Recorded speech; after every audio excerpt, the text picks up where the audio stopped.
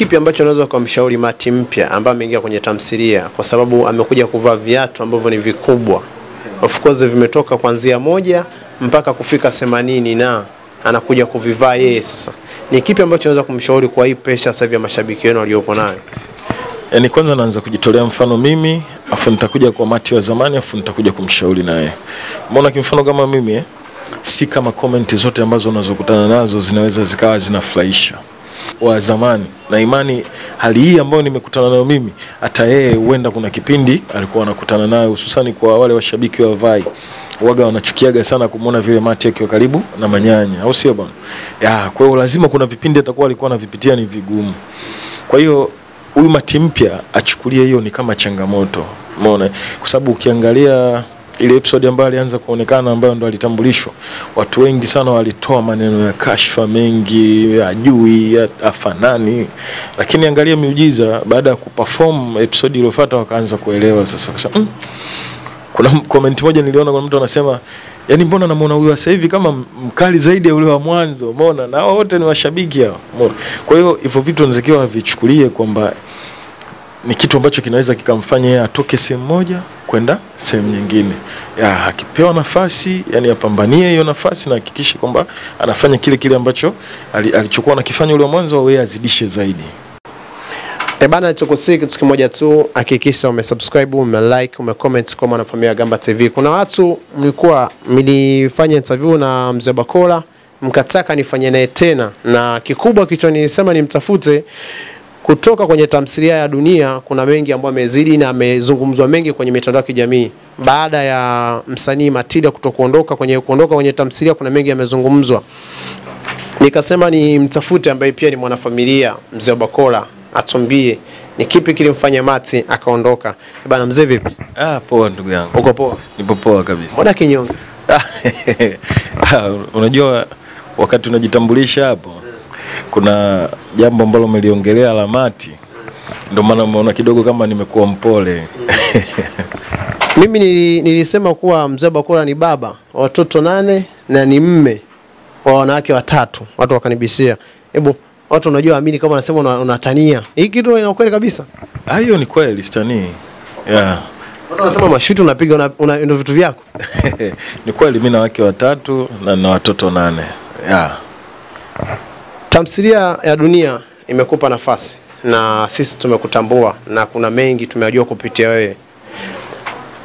Hili swala la Mati kuondoka kama mwanafamilia ilikuwaje kwanza, hebu tuelezee. Yani ipo hivi, ili tatizo lilivyoanza, yani ile jambo lilianza kutuchanganya kwanza. Lakini pia baadaye kiongozi wetu nakumbuka alitushirikishaga mara ya kwanza, akisema sasa ili swala lishakuwa hivi tunafanyaje? Sisi tukamwambia bwana, wewe ndio baba, utaona jinsi itakavyokuwa. Na binadamu kama unavyojua kwenye maradhi, yani kuna muda unaweza kukuta kuna maradhi mengine unaweza ukawa unaumwa basi ukawa una join na watu, unaweza kufanya na kazi zako nyingine. Lakini kuna maradhi mengine mtu akipata, wewe mwenyewe unaelewa kiutaalamu, yani automatic tu huwezi kufanya chochote. Ndio hiyo hali ambayo alokutana nao mwenzetu kwa sasa hivi. Kwa hiyo tukaona hamna jinsi, ndio hivyo tukaona bora apumzike kwa muda, kwa sababu ni ushauri pia kutoka kwa daktari. Kuna watu walikuwa wanasema Mati ni mjamzito. Kitu cha kwanza. Kitu cha pili wakadai kuwa Mati kapelekewa posa ama ametolewa mahali. Na kitu cha tatu wakasema mmewe aliyemchumbia ndio anamzuia Mati kuigiza. Je, tuanzie hapa. Mati anazuiliwa kuigiza na mwanaume wake ambaye amemchumbia au ni kipi? Unajua kwanza kwenye miko ya kazi, binafsi yangu mimi sikupaswa kuongelea zaidi hayo mengine. Yani kimfano kama hivyo, sijui mume amekataa, sijui au kaolewa, sijui. Yani binafsi yangu mimi sikuwa nimetakiwa kuzungumzia hivyo. Ila mimi ninachojua kama wasanii, taarifa ambayo tunayo ni kwamba Mati anaumwa kwa sasa hivi, hayupo sawa. Na unavyojua kazi ya sanaa jinsi ilivyo, tunakuwa muda mwingi tunasimama mikiki huku na huku. Sasa kutokana na hali yake ambayo sasa hivi anayo, hawezi yani yeye kufanya hivyo. Kwa hiyo ndio maana tukalazimika kufanya exchange, yani umeona, kumtafuta mtu mwingine ambaye anafanania na ambaye ana uwezo ili aweze kuperform hiyo nafasi yake. Mati hayupo kwenye dunia na of course anaumwa, tumuombe. Na ni upi ambao unaona pengo la Mati unaona kwenye dunia unaliona kwenye tamthilia dunia pengo la Mati lipo? Kiukweli yani kuna vitu viwili hapo ambavyo watu wanatakiwa wavijue. Mati ana uwezo, msanii mzuri, lakini jambo la pili kuna hilo swala la maradhi ambalo lilokuepo. Hicho ndo kitu pekee ambacho kilichofanya Mati asiwepo kwa sasa. Lakini mimi naamini au nimwombee huyu Mati mpya ambaye kwa sasa hivi amekuja kuziba hilo pengo. Wampe nafasi, wamwangalie kwa sababu uongozi umemwangalia na umeona kwamba anaweza kufanya kitu kikubwa.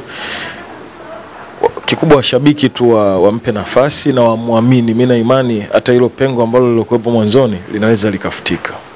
Na imani unasoma comments mnazo kutana nazo sasa hivi kwenye YouTube? Nasoma. Comment zipi ambazo unazisoma afu unasema kama zinakusikitisha sana, zinakuumiza kwenye tamthilia sasa hivi baada ya Mati kuondoka? Washabiki kuna comment ambazo walizitoaga mwanzo wakasema kwamba kama mmemtoa Mati basi sisi hatutaangalia. Umeona? Lakini wasichojua yani kwamba sio Mati tu, hata kama mimi kunawezekana kuna kitu ambacho kinaweza kikasababisha nisiwepo kwenye dunia, naweza nisiwepo. Unajua kibinadamu, kwa sababu sisi tunaamuliwa na Mungu, au sio bwana? Sasa washabiki kwanza waendelee tu kuifuatilia dunia, kwa sababu naweza nikasema yalopita sio mazuri kama ambayo yanayokuja ni mazuri zaidi. Kwa hiyo mtu unavyosema kwamba hutaangalia au hutafuatilia, ni sawa sawa kwamba unajikosesha tu ile burudani wewe mwenyewe. Unahisi kwa mtu anaweza akaziba nafasi yako kwenye akavaa viatu vyako kabisa kwenye tamthilia dunia? Mimi bwana ujue kidogo kama niliwahi kukwambia hichi kitu. Mimi naamini sana kupitia Mungu. Au sio? Ndio sasa hivi mimi najulikana mzee wa Bakola, lakini naamini pia wapo watu ambao hawajapata nafasi. Inawezekana wapo ambao wamenizidi mimi au wapo kama mimi. Kwa hiyo kama itatokea, inawezekana akatokea mtu ambaye anaweza kaziba pengo langu. Inawezekana. Akaingia kwenye vitu vyako. Anawezekana mastreka, si unajua hapo wengi bwana. Sisi ma midfielder, lakini kuna mastreka. Inawezekana sisi tunapiga mipasi, lakini wao wakawa wataalamu kwenye kufunga.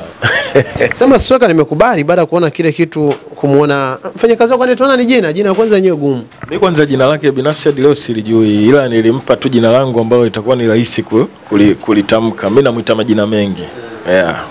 Majina mengi. Alafu pia unaona kumbe ana vitu vyako yule. Nimeona kuna vitu anavyo. Unajua sisi ma midfield huwezi kupeleka pasi sehemu kama unajua mchezaji hayuko vizuri. Unaona kabisa pale mchezaji anayeweza. Yule mchezaji nimemwangalia na ndio maana nikamwambia na kutoa kwenye championship, sasa hivi utakuja kucheza ligi kuu. Kwa sababu kuna vitu nimeviona. Kwenye maisha yako halisia, vile ni miongoni mwa vitu vyako unavyovipenda. Yaani nyama. Kusema ukweli zile yani naweza kusema vile ni vionjo vya kazi. Unajua unapopata nafasi kama unavyosema hivi, je wewe ukiondoka inawezekana akapatikana mzee wa Bakola kama wewe. Umeona? Yani vile vionjo kama mimi vile navitumia kama vionjo, sio kama labda ni maisha yangu ya uhalisia hapo hivyo. Hapana. Kuna shehe mmoja ndio kumsikiliza akasema ukioa wanawake kwa imani ya dini ya Kiislamu unasema mwanamume usio kwa wanawake wanne.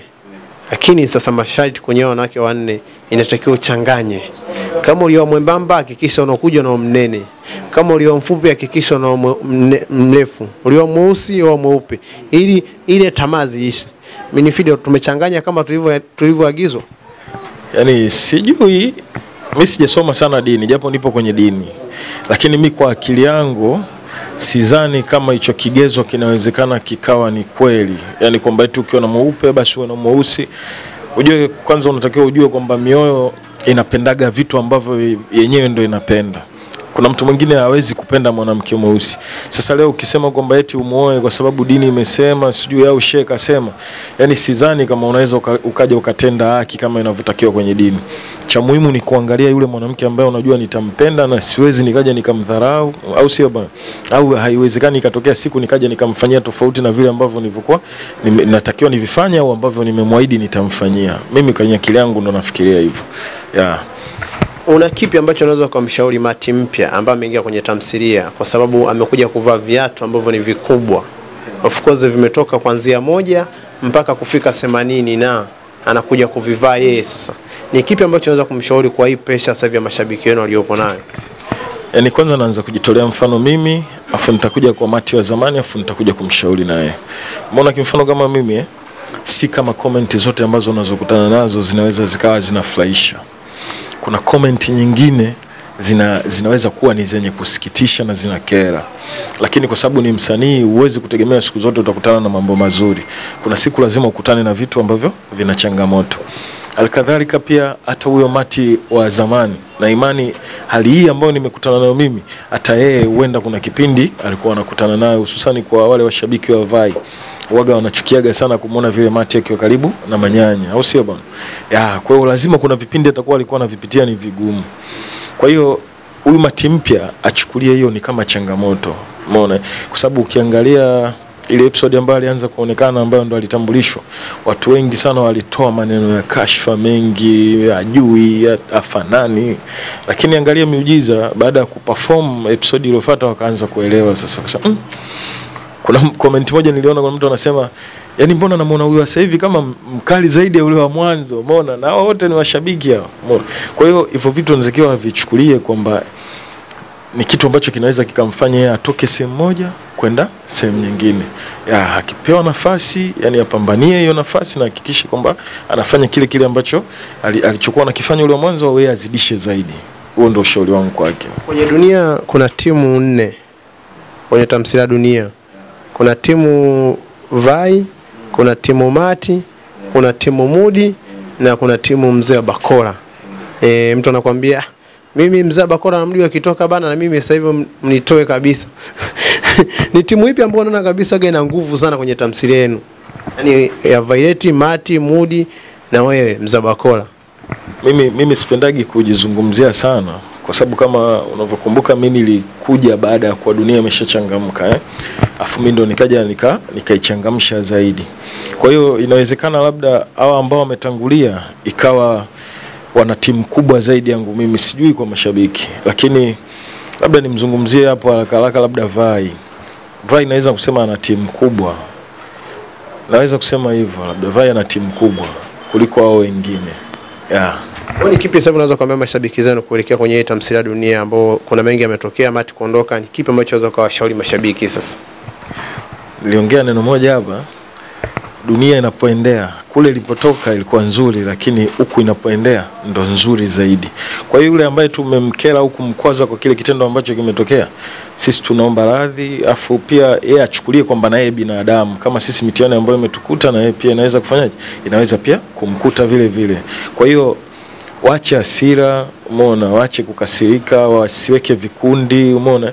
Cha msingi watusapoti kama walivyokuwa wanatusapoti, na waendelee kuangalia, kufuatilia kazi yetu. Huko tunapoendea ndo kuzuri zaidi. Nataka tuongee kitu cha mwisho. Mati akipona atarudi kwenye tamthilia? Kwa jinsi tulivyomsikia bosi wetu, nilisikia hicho kitu. Atarudi kwenye tamthilia. Yani nilisikia hicho kitu hata mimi. Mzee Bakora nifurahisha sini moja unaongozana na mke wako afu kaona vitu akageuka anakuta vumbi. Hakuna kitu. Mwambie kitu. Na nataka umwambie kitu kimoja mkeo. Maana ni mwanamke ambaye mnaendana, ana vituko anaona vimbwanga. Kitu gani ambacho utakwambia mkeo sasa hivi na maana akutazama? Yani kwanza usichokijua Mrs. Mdeme ananipenda. Na ule apindui. Umeona bwana? Yani unajua yule ile scene labda tuizungumzie kidogo. Kuna maneno aliyaongea pale, akasema kwamba bwana wewe sijui kwanza mwenye najisikia aibu unavyotembea na wewe, umeona? Nikamwambia wewe unajisikia aibu, tulia. Kwa hiyo pale kwanza nikajigeuza vampire. Nikayayuka. Uliona alivyogeuka reaction yake. Yaani yule ananipenda, ila ndio hivyo. Sijui yuko baadaye kwenye story labda naweza nikabadilika, sijui lakini natamani kuona unabadilika. Sijui kwa sababu unajua bana siku zote bana kilema wanasemaga waga akifanyaje, akiondoke mtu akishakuwa tatizo lake, afu ile tatizo linakuwa la kuzaliwa, kuliondoa inakuwa ngumu sana. Mzee Bakora mimi naona kama ana tatizo kidogo. Naona kama ana tatizo kidogo. Tukiwa nitaka tuelekee mwisho ni kwacho kupumzika, nataka umwambie kitu kimoja Baba Asma kwa situation inayotokea mashabiki, kwa sababu pia ndo bosi.